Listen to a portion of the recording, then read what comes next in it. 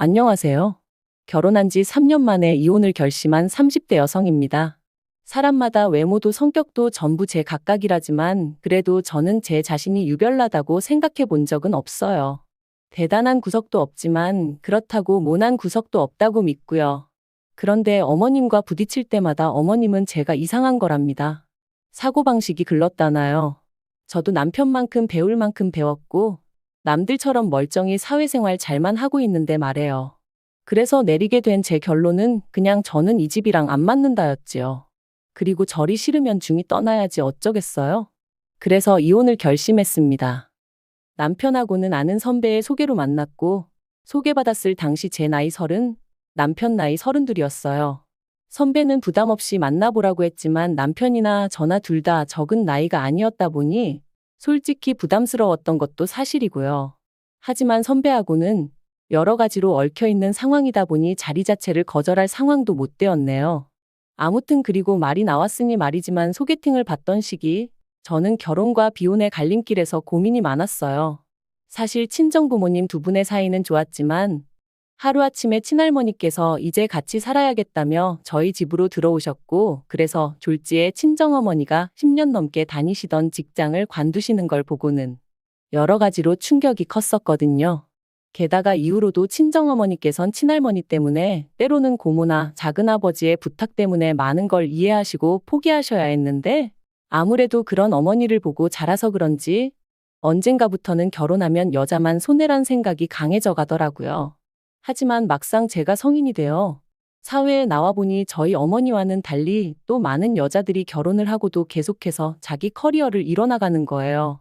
그래서 그때 뭐랄까, 사고방식이 올바른 남자를 만나면 가정도 이루고 내 커리어도 이어갈 수 있지 않을까. 그런 생각도 들더라고요. 한편으론 제가 너무 부정적으로 세상을 보나 싶기도 했고요. 아무튼 그렇게 생각이 복잡하던 시기에 소개받은 게 남편이었네요. 남편은 저와 마찬가지로 직장을 다니는 평범한 회사원이었어요. 외모라던가 그런 건 모난 구석 없이 제 눈에는 나쁘지 않았고요. 그리고 무엇보다도 대화를 나눠보니 말수가 많지는 않아도 자기 의견도 확실하고 줏대도 있는 게 마음에 들대요. 참고로 저 또한 우유부단한 성격은 아니다 보니 갈팡질팡하는 사람들을 보고 있으면 답답해서 아무튼 남편도 남편대로 제가 마음에 들었던 모양이에요. 첫 만남이 있고 나서 매주 주말마다 만나자고 해왔으니까요. 그리고 그렇게 저희는 대략 2달간의 탐색전 끝에 연애를 시작했습니다. 연애한 지 1년 만에 결혼까지 약속하게 되었고요. 참고로 저는 못해도 인연은 만나보고 싶었지만 남편이 아버님 연세를 들먹이며 하루라도 빨리 자리 잡는 모습을 보여드리고 싶다고 저를 졸라서 어쩔 수가 없었네요. 그런데 어이없게도 남편의 성화로 서두르게 된 결혼임에도 불구하고 결국 시댁으로부터 제대로 된 지원은 받지 못했어요. 왜냐하면 어디 아픈 데도 없으신 아버님이셨는데 어머님께서 아버님의 건강을 핑계로 주시기로 하셨던 돈을 주지 않으셨으니까요. 그리고 말이 나왔으니 말이지만 어머님이 되시는 이유가 그럴듯하게 들리기라도 했으면 저나 저희 친정부모님도 속은 상했겠지만 그 정도로 실망하진 않았을 거예요. 사실 상견례 자리에서도 어머님께서는 남편 앞으로 1억은 너끈히 해주실 수 있다며 저더러 땡잡았네 어쩌네. 별의별 말씀을 다 늘어놓으셨습니다. 평생 여자라곤 모르고 가족하고 일밖에 모르던 아들이라며 요새 이런 남자가 어딨냐 그런데 재력까지 있으니 얼마나 대단하냐며 제가 운이 억수로 좋다 하셨지요. 그리고 어머님의 그런 아들 자랑 돈 자랑이 솔직히 곱게만 들렸던 건 아니에요. 시쳇말로 눈꼴 시리고 안 입고 왔죠. 제 눈에 안경이라 해서 남편과 결혼을 마음먹은 건 사실이지만 그래도 어머님이 나서서 계속 호들갑을 떠시니 어찌나 볼썽사납던지. 하지만 저도 그렇고 저희 친정부모님도 그저 떨떠름하게 웃는 것 말고는 아무것도 못했어요. 당시 친정아버지가 작은아버지의 부탁으로 돈을 빌려주셨는데 작은아버지 사업에 문제가 생기면서 저희 친정에서는 1억씩이나 해줄 만한 상황이 못 되었거든요. 그런데 어이없게도 막상 청첩장이 나올 때까지 어머님은 이런저런 핑계로 돈을 주시지 않으시더니 결국 결혼식 2주 전 저를 불러 앉혀놓고 하시는 말씀이 아버님 연세를 생각하면 지금 당장 쓰러지셔도 이상할 게 없답니다. 그리고 그렇게 되면 병원비며 이것저것 한두 푼 들어가는 게 아닐 텐데 그때 돼서 저희한테 손 벌리고 그러면 저희도 그렇고 어머님 아버님도 얼마나 마음이 안 좋겠냐대요. 그래서 내린 결론이 당장 결혼하는데 뭐 딱히 지원해 줄 건 없고 살다가 사정 좋아지면 해주겠답니다. 그때는 솔직히 얼마나 어이가 없던지 분한 마음까지 들더라고요. 하루아침에 상황이 달라진 것도 아니고 그러면 최소한 상견례 때 예의는 갖춰주셨어야 하는 거 아닌가 싶었으니까요. 아무튼 결국 양가로부터 별다른 지원 없이 남편이 모아둔 돈과 제가 모아둔 돈 5천씩 반반 보태 그 돈으로 전세를 구했습니다. 서울이 아니었으니 다행이지 서울이었으면 어림택도 없었을 거예요. 그런데 문제는 결혼한 지 1년도 되지 않아 제가 임신을 했고 그러면서 회사를 관두게 되었어요. 사실 어떻게든 버텨보려고 했는데 입덧부터 시작해서 여러 가지로 출퇴근조차 어려운 상황이었거든요. 그리고 제가 다니던 회사는 내실이야 좋았지만 직원 수 자체는 10명 남짓의 소규모였다 보니 제가 제 몫을 제대로 해내지 못하면 안 되는 상황이었거든요. 그래서 결국 퇴사를 할 수밖에 없었는데 회사 대표부터 시작해서 같이 일하던 사람들이 더 안타까워하대요. 여담이지만 이때는 그래도 내가 인정받는 사람이긴 했구나 싶어 좀 기쁘기도 하더라고요. 아무튼 그런데 어이없게도 정작 제 퇴사를 알게 되신 어머님께서는 얼마나 노여워하셨는지 몰라요. 그것도 제 회사한테 노여워하신 게 아니라 퇴사를 했다는 사실에 노여워하셨어요. 말씀하시길 제 조건이랄 게 마음에 드는 게 없었지만 그래도 제가 제 밥벌이는 하겠구나 싶어서 허락한 결혼이었다 하시며 그런데 이제 와서 임신했다고 유세 부리냐 어떻게 남편 고생할 건 하나 생각도 안 하고 그거 좀 힘들다고 홀랑 회사를 때려치냐. 너는 그럼 앞으로 내 아들한테 기생해서 살겠다는 거냐? 이거 사기 결혼이다 하시는데 그때 어머님이 하신 말씀은 제가 죽을 때까지도 토시 하나 잊지 못할 것 같아요. 그래도 시간은 흘렀고 저는 눈에 넣어도 아프지 않을 딸아이를 낳았습니다. 솔직히 임신 사실을 확인했을 때부터 어머님은 당연히 제가 아들을 낳을 거라 믿으시는 눈치였지만 저는 아들이고 딸이고 전혀 신경 쓰지 않았어요. 그저 건강한 아이였으면 좋겠다는 거 그리고 굳이 보태자면 남편이 아닌 제 눈을 닮았으면 좋겠다는 정도였지요. 그런데 제가 딸을 낳고 나니 어머님이 임신 내내 주시겠다 하시던 조리원비도 못 준다셨습니다. 제가 당신이 부탁해서 애를 낳은 것도 아니고 좋아서 낳은 건데 왜 몸조리를 당신이 시켜줘야 하냐는 핑계를 대시면서 말해요. 하지만 계획보다 일찍 아이를 갖게 된 것도 남편이 아버님 돌아가시기 전에 손주 한번 안겨드리고 싶다 해서 가진 거였거든요. 어머님도 거의 똑같은 말씀을 하셨었고요. 그래서 이때부터는 어머님이 뭘 하시건 간에 말 그대로 콩으로 매주를 쓴다고 해도 믿지 않겠다 다짐을 했죠. 그런데 이런 상황을 알게 된 친정부모님께서 어이없다 하시더니 제 계좌로 500만 원을 보내주셨습니다. 이 돈으로 산후조리원에 가라시면서 말해요. 놀란 제가 이 큰 돈이 어디서 나셨냐 하니까 친정어머니 말씀이 친정아버지가 저 시집갈 때 뭐 하나 못 해준 게 늘 마음에 걸린다며 옆 동네 아파트의 경비로 취직을 하셨다대요. 임신한 제가 걱정하느라 스트레스 받으면 어쩌냐며 저한테는 절대로 말하지 말라셨다면서요. 그 이야기를 듣는데 말 그대로 눈물이 쏟아졌어요. 돌이켜 생각해보면 남편하고 죽고 못 살 만큼 사랑한 것도 아닌데 이런 대접받고 살자고 친정부모님 가슴에 상처내가며 결혼을 했나 싶어가지고요. 하지만 지난날 후회한다고 뭐가 달라지는 것도 아니고 그냥 그렇게 한 10분을 꺽꺽 울어대며 전화기만 붙들고 있었던 것 같아요.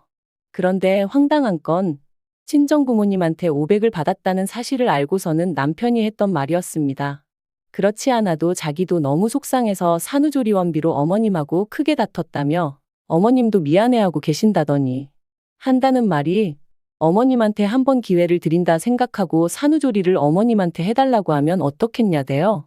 그래서 제가 제정신이냐니까 산후조리를 꼭 집 아닌 다른 장소에 가서 해야 할 필요는 없지 않냐는 거예요. 그리고 덧붙이기를 대신 어머님한테는 산후조리를 도와주시는 거에 대한 감사한 마음으로 200만 원 정도만 드리면 서로 묵은 감정도 풀고 여러모로 좋지 않겠냐는데 아무리 애 아빠라지만 뭐 이런 인간이 다 있나 싶었죠. 그래서 말 그대로 남편한테 네가 사람이냐 그러고는 욕을 퍼부었어요. 산후조리원 일로 남편이고 시댁이고 정이 있는 대로 떨어졌고 이후로 남편과는 애 때문에 산다는 마음으로 살았습니다. 어머님은 저에게 사과 비슷한 말 한마디조차 하신 적도 없으셨고 저를 볼 때마다 애 키우는 게 유세냐 남들은 돈도 벌고 애도 키우고 다 하더라. 그리고 그럴 때면 저도 언젠가부터 그럼 어머님이 애 봐주실 거냐 따지고 들고. 솔직히 봐주신다고 해도 맡길 생각도 없었지만 봐줄 생각도 없으신 분이 애도 키우고 돈도 벌어오라 타박을 하시니 저도 못할 말이 없더라고요. 그리고 이런 대화가 오갈 때마다 남편은 제 편을 들어주지 않았어요. 저더러 너도 이제 엄마니까 어머님 마음을 좀 이해해드릴 수는 없냐 그런 식이었죠. 어머님 입장에선 졸지에 외벌이를 하게 된 아들이 얼마나 안쓰러우면 그러시겠냐면서요. 저는 남편이란 사람 하나만 믿고 결혼한 건데 그리고 제가 일을 안 하고 싶어서 안 하고 있던 것도 아닌데 남편이 계속해서 어머님을 이해하라고만 하니 얼마나 섭섭했는지 모릅니다. 그런데 사람이 죽으란 법은 없다고 그 무렵 생각지도 못한 연락을 한 통 받았어요. 그건 바로 전에 일하던 회사 대표로부터 온 전화였죠. 저더러 어떻게 지내는지 묻더니 혹시 이직했냐대요. 저는 씁쓸히 웃으며 아이 때문에 아직은 어디 다닐 형편이 못 된다 했습니다. 그랬더니 그러면 아이 문제만 해결되면 복직할 수 있는 건지 묻더라고요. 대표가 말하길 회사가 다른 회사에 흡수합병이 되었고 그로 인해 사내 어린이집도 이용할 수 있게 되었답니다. 그리고는 늘 성실하고 열심히 일하던 제가 하루아침에 임신 때문에 관둔 게 늘 마음에 걸렸다는 거예요.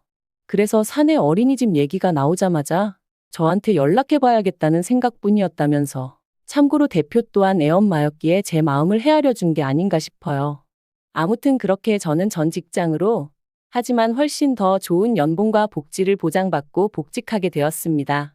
그리고 그때부턴 매번 네가 빈대냐 내 아들한테 빨대 꽂았냐 어쩌냐 하며 막말을 퍼부으시던 어머님도 더는 아무 말도 못하시대요.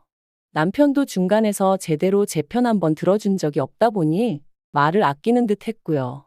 저는 내친김에 남편에게 살림과 아이에게 들어가는 생활비를 제외하곤 전부 다 각자 관리하자 선포했어요. 누군가는 저더러 남편이 외벌이할 때는 남편한테 생활비 다 써놓고 너가 돈 벌자마자 태도를 바꾸는 게 말이 되냐 할 수도 있지만 한 번도 생활비 넉넉하게 타 써본 적 없고 남편한테 돈 타서 쓰는 동안 제대로 된 옷 한 벌 사 입어본 적 없습니다. 대부분이 식비와 아이 육아에 들어갔기에 저는 떳떳했고 그래서 각출해서 관리하잔 소리도 할 수 있었던 거예요. 그리고 그렇게 생활을 이어간 지 2년째 되던 해 친정어머니의 환갑이셨습니다. 애시당초 남편에게 별 기대도 없었기에 같이 뭘 해야겠다는 계획도 세우지 않았어요.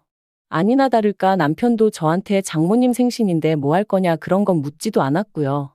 하긴 자기 부모님 생신도 제가 말해주지 않으면 깜빡깜빡하는 사람이었으니 뭘 기대했다면 기대한 제가 이상한 거였죠. 아무튼 그래서 친정부모님과 여행 가기 일주일 전 남편에게 친정부모님 모시고 일본에 간다 했어요. 친정어머니가 밥이나 한 끼 먹으면 되지 무슨 여행이냐 하셨지만 그래도 온천 여행이라도 한번 시켜드리고 싶은 게 자식된 제 마음이었거든요. 남편은 심드렁한 표정으로 알겠다 했고 잘 다녀오라 한마디 하대요. 말이라도 나도 같이 가야 되는 거 아니냐 돈은 있냐 묻지도 않았고요. 기대가 없었다고 말은 하지만 왜인지 서운했던 게 사실이에요. 그런데 지난달 초였어요. 어머님이 연락을 해오셔서는 대뜸 친정부모만 부모냐면서 어떻게 네 부모만 데리고 여행을 다녀왔냐 소리를 지르시대요. 그래서 제가 그게 아니라 환갑이시라 겸사겸사 다녀왔다 했습니다. 그리고는 어머님이 혹시 걱정하실까봐 드리는 말씀인데 어머님 아들 돈은 1원 한 푼 쓰지 않았다 했죠. 하지만 어머님께서는 그래도 그건 경우가 아니라며 화를 내셨고 당신 환갑 때는 아무것도 못했다며 하소연을 하셨습니다. 황당한 건 어머님 환갑 때는 제가 이 집 며느리가 아니었는데 말이죠. 어머님은 저희 친정어머니보다 나이가 6살이나 많으셨거든요. 그래서 제가 그러면 칠순 때 챙겨드리겠다 하니까 칠순까지 얼마나 남았는 줄 아느냐며 무조건 지금이라도 지나간 환갑을 챙겨달라셨어요. 어이도 없고 환장하겠더군요. 그렇게 전화로 1시간 10분을 시달린 끝에 알겠다 했습니다. 그런데 곰곰이 생각해보니까 제가 그걸 왜 해드려야 하나 싶더라고요. 그래서 남편한테 여행은 좀 과한 것 같다니까 저더러 알아서 하랍니다. 자기는 어머님 환갑 때 100만 원 해드렸으니까 이 일과는 상관이 없다면서 말이죠. 그리고 강 건너 불구경하듯 말하는 남편의 모습을 보고 있으니 그동안 어머님과 제가 갈등이 있을 때마다 남의 일마냥 먼 산만 보던 남편의 지난 과거들까지 떠오르면서 더더욱 억울하고 분한 마음이 들더라고요. 그래서 저도 이대로는 못 넘어가겠다. 말 그대로 복수를 해야겠다 싶대요. 그래서 어머님이 저한테 이렇게 주신다며 잔뜩 기대하게 만드셨던 것처럼 저도 여행 일정이며 이런저런 이야기로 남편과 어머님을 잔뜩 들뜨게 만들었어요. 그리고 출발 하루 전날 남편과 함께 어머님 댁에 찾아가 갑자기 사정이 생겨 여행을 못 갈 것 같다고 통보해버렸습니다. 영문도 모르고 같이 간 남편이 눈이 휘둥그레져서 저를 쳐다보더라고요. 그리고 역시나 제 예상대로 말 그대로 난리가 났어요. 제가 당신을 가지고 놀았다면서 세상에 이런 법이 어딨냐 하시더니 약속을 했으면 지켜야지 사람을 뭘로 보고 이런 짓을 하냐면서요. 그래서 저도 지지 않고 저는 어머님 사정을 다 이해해드렸는데 어머님은 왜 저를 이해 못 해주시냐 서운하다 받아쳤습니다. 어머님이 저한테 하셨던 말씀처럼 제가 무슨 빚을 진 것도 아니고 마음 같아선 해드리고 싶었지만 안 되는 걸 어떡하겠냐고요. 그랬더니 어머님도 더는 아무 말씀을 못 하시긴 하대요. 하지만 이 일로 남편 입에서 이혼 소리까지 나올 줄은 솔직히 꿈에도 생각을 못 했습니다. 남편은 그저 저더러 너무하다며 어머님이 결혼할 때 돈 안 해주신 걸로 제가 이렇게 앙심을 품고 있을 줄은 몰랐다는 거예요. 그래서 돈이야 우리 친정에서도 안 해주셨는데 내가 무슨 앙심을 품고 있었겠냐 했습니다. 하지만 이후로 어머님이 돈 가지고 나를 얼마나 서운하게 하셨는지 당신은 알지 않냐고. 그때 맺힌 게 지금 이렇게 터져나온 것뿐이라 했죠. 하지만 남편은 저를 이해하려 노력하기보다는 그래도 어머님이 얼마나 상처를 받으셨겠냐며 제가 심했답니다. 그리고 그런 남편과 저도 더는 대화하고 싶지 않아 마음대로 생각하라 했는데 남편이 친정부모님과 여행하면서 든 돈이 얼마냐며 그 돈하고 똑같은 액수로 어머님한테 드리래요. 제 잘못에 대한 용서를 구하면서 말이죠. 그리고 그 말을 들으니 앞으로 살면서 이보다 더한 일들도 많을 텐데 그럴 때마다 남편은 제 편이 아니겠구나 싶은 생각이 들면서 이혼하자는 남편을 더 이상 붙잡고 싶지 않아졌습니다. 솔직히 붙잡은 것도 제가 남편이 너무 좋아서 그런 것보단 애 아빠니까 그런 거였고요. 결국 남편과 저는 협의 이혼 중이고 앞으로 한 달 정도면 저희는 완전히 남남이 됩니다.